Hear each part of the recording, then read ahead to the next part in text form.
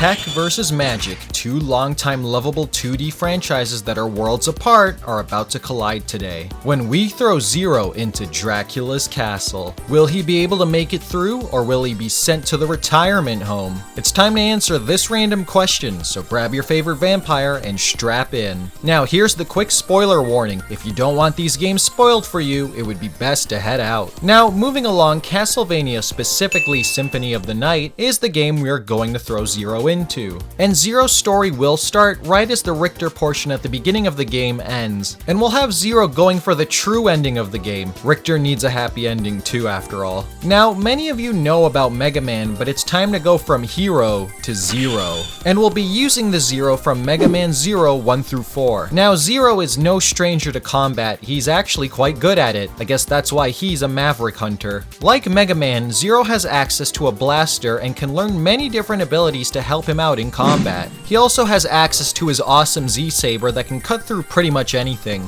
the triple rod that can also extend itself to hit faraway enemies, the chain rod to snag stuff from far away as well as attack, the shield boomerang, which I'm sure you can guess what its functions are just by the name, the recoil rod that uses tonfas as weapons for both destroying enemies and pushing stuff, and the Zero Knuckle, which is a strong hit that can also take enemy weapons for Zero to use as his own. In conjunction with all these fancy weapons, Zero can also use different chips to add certain elements to his attacks, and if enemies are weak to those elements, it'll do more damage to them. Think of it like Pokemon. He can also learn new attacks when defeating the bosses of a stage, which increases his combat prowess immensely. In short, Zero has a wide range of moves for a variety of situations. Heck, we're not even done. Zero can also receive permanent upgrades from Cyber Elves. By rescuing Cyber Elves on his journey, their abilities after leveling them up can be transferred to Zero so he can get even stronger, or weaken other enemies, or anything in between. They have many different effects. Zero can also transform on the fly into other forms he has, which give him different buffs to his defense, mobility, or attack power. These can also change the effects of his attacks depending on which form he currently has equipped. Now when Zero arrives at the castle, he'll be greeted by many strong foes. Normally Alucard defeats them easily because he's extremely strong before he gets hit with that debuff that almost every MC in a game like this gets hit with. Since Zero is already at his strongest when starting this game, these enemies would be no problem for him, even if they did end up taking multiple hits to kill. Zero has access to his dash mechanic and can jump very far over enemies when doing this. Zero could hit them with a combo from the Z-Saber, and if it didn't kill them, just jump over them and rinse and repeat. Or he could use the Buster Shot to keep a safe distance and just shoot them to death with energy attacks. Now, after Zero makes it into the laboratory area and knocks some skeletons and that guy from Scooby-Doo around, he'll fight Slogra and Goliath.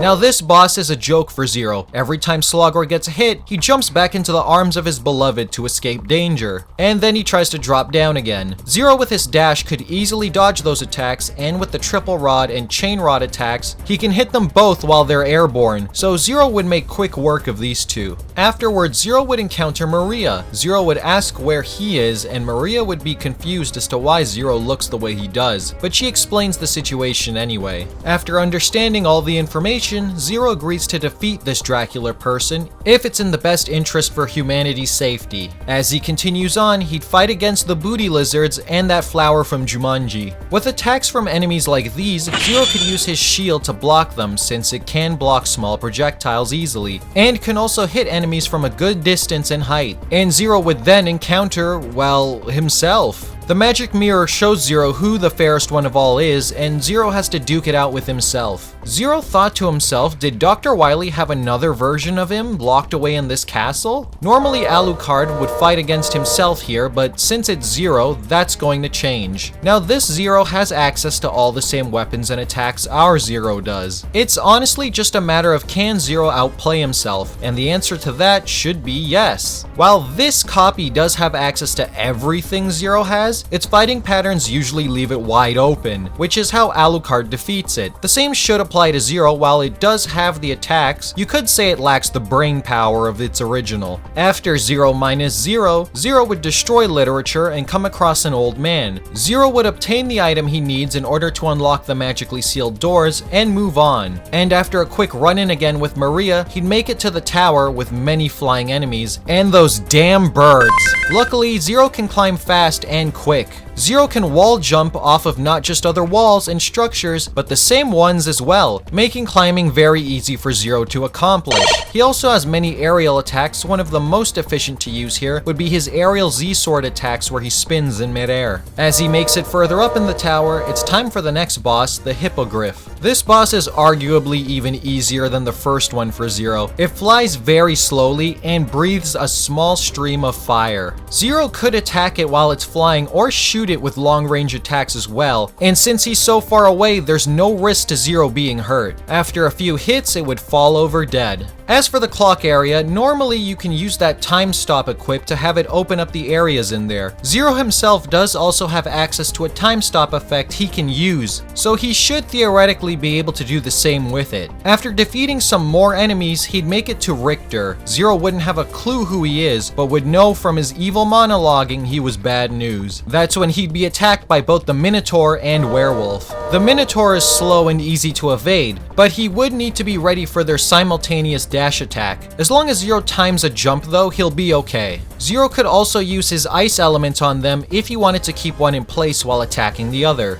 Zero's also no stranger to 2-on-1 combat, so as long as he jumps and evades and times his attacks, he'll manage to end both of them. This is also when Alucard gets his mist form, but Zero wouldn't need it anyway. Most of the things Alucard missed through are metal bars, and we've seen Zero destroy so many things with his weaponry that metal bars won't be a problem for him. Now it's time for some more adventuring. Honestly, so many of the enemies would just be mild inconveniences for Zero to destroy. For instance, those annoying flying heads are everywhere, but Zero's charged buster can easily destroy them to make jumping areas easy for him. And after getting further, he'd face off against this thing. This boss is particularly perfect for Zero. It does have some dangerous offense and large wide hitting moves like throwing magic feathers and energy balls at you, which makes it hard to counterattack while it's in the air doing this. Luckily, Zero can be right underneath it, and he can use his triple rod or chain rod to make quick work of it. Since the fighting area is so small, it can't get high enough to escape Zero's range. Now, Zero could end the game here by just going for Richter to get the bad ending, but I did say we are gonna go for the good ending, so it's time to get some items to help free Richter, which consists of 2 rings and some groovy shades, baby. Now, Zero won't have to fight every boss like Alucard has to at this point. Many are optional for Zero, while for Alucard, he needed to explore more to get all of his abilities and power-ups. In the case of the gold ring, it is located beyond a hallway full of spikes, and if you've played Megaman, you know one little nick to the toe and...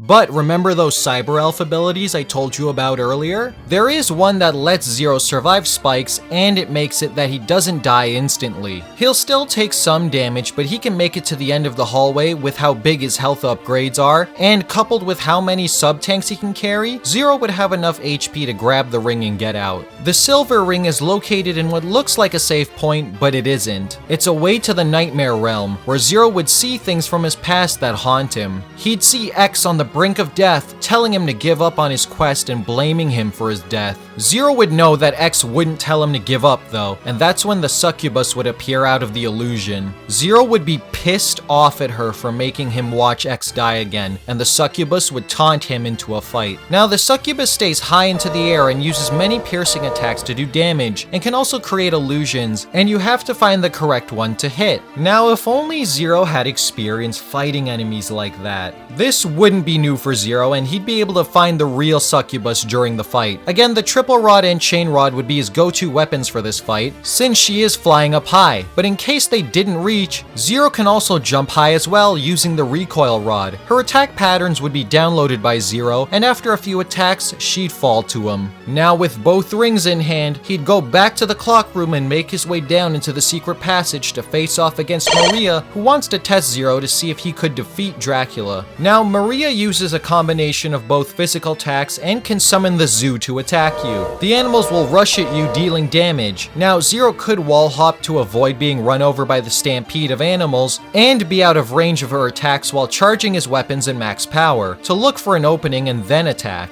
It's a bad idea for Zero to stay grounded during this fight, and his shield will only block projectiles, not incoming hits from the animals or Maria. So it'll be a rinse and repeat of avoid, charge, and wait for an opening, and then attack. But it is doable for Zero. After beating Maria, she would give Zero the glasses to see through the magic controlling Richter, and Zero would then free him from his mind control. Now this is where Zero would start the upside down castle now. For those who don't know, after defeating the current castle Zero's in and freeing Richter, you would then need to complete a new castle, which is the castle you just completed, but now everything is topsy-turvy, and they have more powerful enemies. And the first boss of this new castle is the Darkwing Bat. Similarly to the other flying bosses, he has a few melee attacks and usually stays in the air. It uses a wind stream to slam you into the walls to put the hurt on you. Again, not a big deal for Zero, and because the room is so small, Zero can jump off the walls to reach him with the Z-Sword attacks quite easily. This would allow Zero to defeat it quickly. Again, there are going to be bosses Zero doesn't have to fight in here because in order to face Dracula, he'll only need pieces of him that only certain bosses are holding on to. Those pieces are the Ring of Vlad, Heart of Vlad, Rib of Vlad, Tooth of Vlad, and the Eye of Vlad. And after defeating the Darkwing Bat, Zero would gain the Ring of Vlad. After that boss, Medusa is up next, and just like Medusa, she can turn you to stone, but only if that beam connects. But Medusa is insanely slow and has terrible attack range. Zero can literally attack her from far away with no repercussions, or go in close and just jump behind her when she goes to attack, making her a very easy boss for Zero to defeat. Also, does she have snake ass? I don't think that's how snakes' butts would look. Now Zero would obtain the Heart of Vlad. Why does that snake have cheeks? I don't get it. Now, even though this next boss wouldn't have a piece of Vlad, he would receive Zero's piece, and that's Beelzebub. This boss is a rotting corpse that attacks you mainly with giant flies. The boss is a pain for Alucard because the top half is much more annoying to hit, but with Zero, after destroying the legs with whatever weapon he chooses to do so with, Zero could comfortably sit on the highest platform and use Charge Blast to hit Beelzebub easily. Zero could also use Blast to pierce through the flies and kill two birds with one stone. And after moving on through the castle, defeating even stronger enemies, Zero would have to face off against himself again. Without going into much detail, this is the same old fight again, it just takes longer. As long as Zero can outperform his counterpart, this fight will go exactly the same way it did last time. One new enemy Zero will have to really watch out for is the flower enemy, as it can attack from very far away and also shoot projectiles at Zero as well. It's relentless in its attack patterns. A good weapon for Zero to get in closer would be to use his shield to block the projectiles, and Zero could dash accordingly through the vines it tries to hit him with. Next up is Frankenstein's monster. His attacks consist of slamming his giant hammer down and rolling around like he's Sonic, just not anywhere near the speed of sound. More like the speed of 400 pounds. Surprisingly, this fight is very similar for Zero, when he had to fight against Elephant Man in the first Mega Man Zero game, and he would implement the exact same strategy to defeat him. So since Zero has fought someone like this already with similar moves, he'll be able to get it done. And now Zero will have the Tooth of Vlad. Now for the Rib of Vlad, he'd face down with the Akamodon.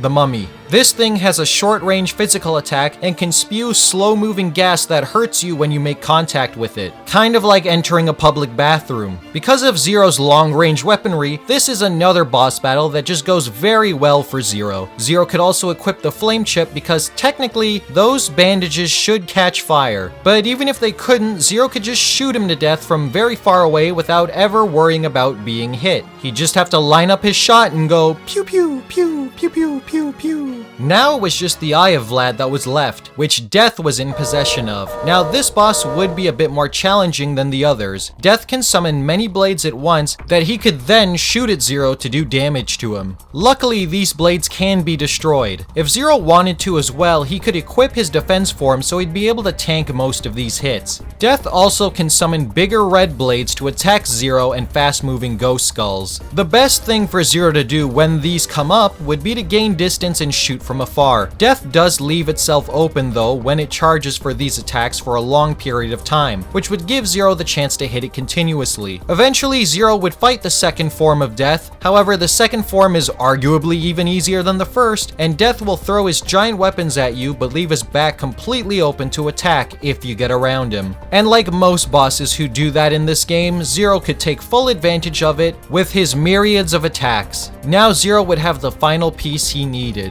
With all the pieces of the puzzle, it's time to get to Dracula. But before Dracula, there is the fight with Shaft.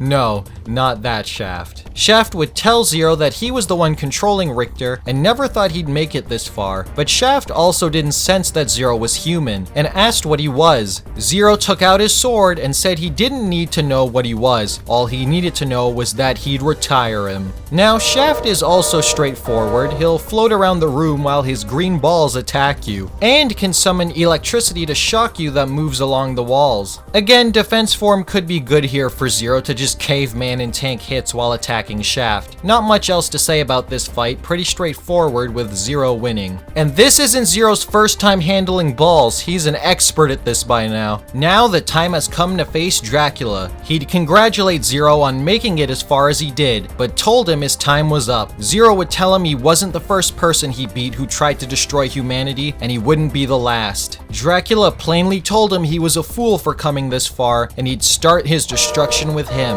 Then Dracula would transform and the fight would begin. Now this fight is pretty hectic. Pretty much any part of Dracula can damage Zero, and Dracula's attacks range from hand swipes, summoning old bosses, shooting blasts, and ramming attacks with those heads. Just being near his hands as well can damage you. Zero would have to maneuver himself to stay somewhat in the middle between the hands and head, and dodge accordingly. Now Zero would have to use more abilities that could help him deal heavy damage quickly, like the 1000 slash since Dracula is going to be almost always next to Zero, and the soul launcher with the flame chip equipped that could do continuous burn damage to Dracula while Zero dodges incoming attacks. Shield sweep is also great since it could hit Dracula multiple times and leave sparks with the thunder chip equipped, and the ice blade to travel across the screen as well. If Zero were to be damaged to dangerously low levels, he could use sub-tanks to fall back on, and fairies, smaller fairies that he can carry at least 3 of that could heal him.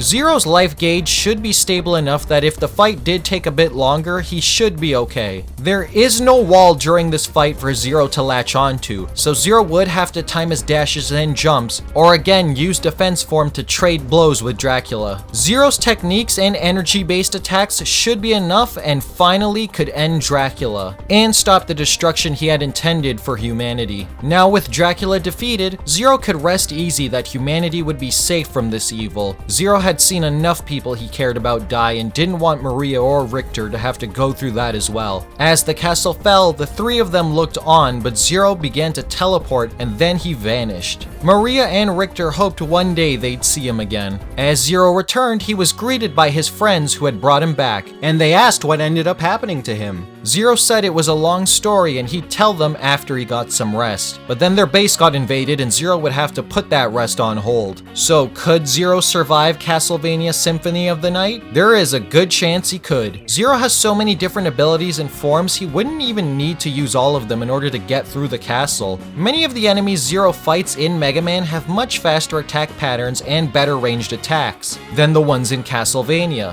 However, this comes with just how the Megaman franchise operates. With all the weapons and forms available to Zero, the enemies he faces have many attacks that cover wider areas to make it hard to escape getting hit. The biggest issue was Dracula, but with alternate forms available and sub-tanks, Zero was able to survive that encounter. As for the enemies, most just couldn't keep up with Zero, especially in speed. I mean, X could outrun black hole attacks and Zero could keep up with him. Zero's combat strength and wide range of attacks for every situation make him a monster in a world filled with them. Dr. Wily did one hell of a job when creating Zero, and it truly shows. But what do you guys think? Do you think he'd die? Is Dracula too much for him? And was that indeed snake ass? Let me know what you think. Now, Zero's dodged retirement, but I think I'll relax for a bit now. Thanks for watching, and this was me, Nathan out. Hello dear viewer, and thank you for watching the video. If you enjoyed that, check out one of my other videos on screen now. Maybe I've got some more questions that you want answered. And believe me, I always ask a ton of random questions. So thanks again for watching, and I'll see you in the next video.